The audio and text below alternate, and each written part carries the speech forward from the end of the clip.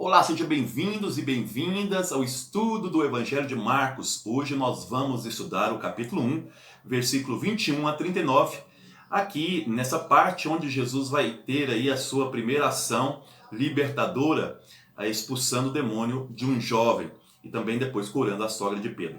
Esse capítulo, portanto, nós podemos dividir ele em três partes. A primeira parte, esse exorcismo que Jesus faz com o jovem. A segunda parte, a libertação da febre da sogra de Pedro por parte de Jesus. E o terceiro aí, os discípulos tentando Jesus.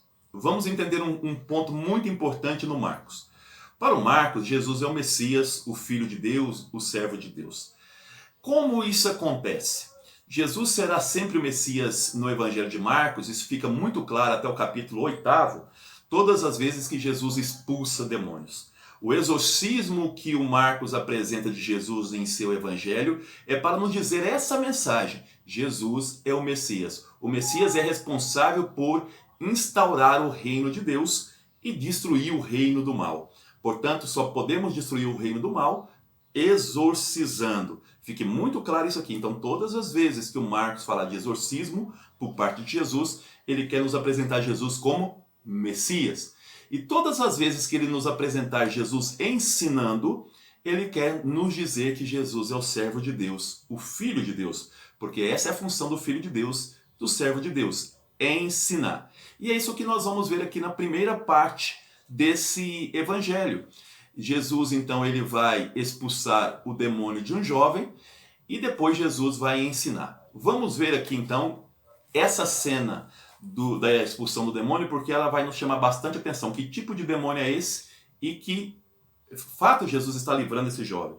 O espírito mau diz o seguinte: que queres de nós, Jesus Nazareno? Vieste para nos destruir? Eu sei quem tu és. Tu és o Santo de Deus. Está no capítulo 1, versículo 24. Primeiro, que queres de nós? Aqui o jovem fala, o espírito do mal fala no plural. O Marcos está dizendo para nós que as forças malignas, elas são muitas, elas são múltiplas. Não é só uma força. E aqui fica muito claro, portanto, que o Marcos não está falando de demônio com chifre, uma entidade ontológica. O Marcos está dizendo que o mal está presente no mundo. Essas forças são múltiplas. Elas estão em todos os lugares. Mas Jesus é mais forte do que elas. Vieste nos destruir, quer dizer, o bem é sempre uma força muito maior que a força do mal. A vida é sempre uma força muito maior do que a morte. Jesus, ele sempre será uma força muito maior do que qualquer força do mal reunida. É essa mensagem belíssima que o Marcos quer nos dizer para uma comunidade que está sendo perseguida quando ele escreve. As forças que estão nos perseguindo não são nada diante de Jesus, diante da força da vida, diante daquilo que Jesus vai fazer em prol da comunidade. Então, muito importante essa questão aqui. Depois, o texto fala que Jesus, então, ele ensinava com quem tem autoridade. Diferente dos doutores da lei, que ensinam e não dizem nada, Jesus ensina algo novo, vai dizer o texto, algo com autoridade. O que Jesus ensinava? Marcos não fala. Ele, depois do ensinamento, ele fala da expulsão, que o jovem foi libertado. Portanto, o ensinamento de Jesus é a sua própria prática. Jesus não se separa ensinamento de prática de vida. As coisas estão juntas em Jesus. Ele ensina a amar, amando, perdoar, perdoando, curar, curando. Então, a prática de Jesus é o seu próprio ensinamento.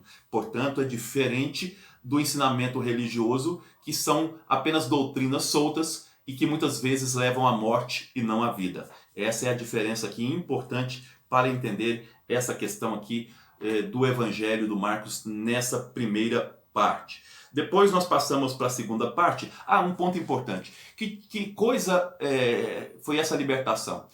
O jovem, esse espírito do mal, não permitia que o jovem falasse por si, pensasse por si. Portanto, o jovem, o primeiro mal que o Marcos está nos alertando é o mal da alienação. Quando nós não falamos por nós, quando nós não pensamos por nós, quando é a religião que nos indica caminhos que muitas vezes levam à morte, quando a política nos ensina caminhos que nos levam à morte, quando a sociedade nos ensina caminho que nos leva à morte. Portanto, quando você é movido por outras estruturas e não tem um pensamento crítico, livre, você é alienado. E muitas vezes você vai produzir morte achando que está produzindo vida. A crítica do Marcos aqui principalmente é as forças políticas e religiosas da época dele, e também lembrando que Jesus passou pela mesma situação. Religião que oprimem, religiões que oprimem, política que oprimem. Na época de Jesus, que Marcos está escrevendo, a religião continua oprimindo, as forças políticas continuam oprimindo e o povo está alienado. O povo não consegue falar por si mais. Portanto, a primeira expulsão do maligno é a expulsão da alienação. Jesus está nos livrando da alienação. Por isso que o exorcismo está junto com o ensinamento. Ao ensinar, Jesus nos abre a mente, nos dá um senso crítico em relação à vida e nos coloca diante de protagonistas dessa vida. Depois, Jesus ele vai para a casa de Simão, onde a sogra está com febre. Veja bem que a própria febre é um espírito maligno. Jesus expulsa também a febre. Mas expulsa para quê? Depois, a sogra de Pedro curada, ela vai então servir. Então, Jesus nos cura para o serviço ao próximo. Jesus nos liberta para servir a comunidade. Veja bem a palavra casa, muito presente aqui. Casa no Evangelho é a própria igreja. E olha só, casa de Simão, o grande apóstolo, a igreja. Então aqui o Evangelho fala que a partir da casa de Pedro faz um programa que Jesus expulsou demônios e curou. Essa é a função da igreja, está dizendo Marcos. É expulsar demônios, expulsar todo tipo de mal que mata a comunidade. E também aí curar as pessoas. Então é essa a função da igreja. E no terceiro ponto, então o Pedro chega e fala para Jesus, Senhor, todos te procuram. O Senhor está famoso. Então é aquela tentação da vaidade, de achar que somos importantes demais. Jesus fala, não foi para isso que eu vim, não foi para ficar famoso, Pedro. Eu vim para ensinar e curar. Vamos para o outro lado, é para isso que eu vim. Então, ou seja, as nossas funções não devem ser para privilégios próprios, para crescimento próprio, mas deve ser para servir, como aí a sogra de Pedro o fez. É isso aí, um grande abraço, até o próximo programa aqui do Evangelho de Marcos.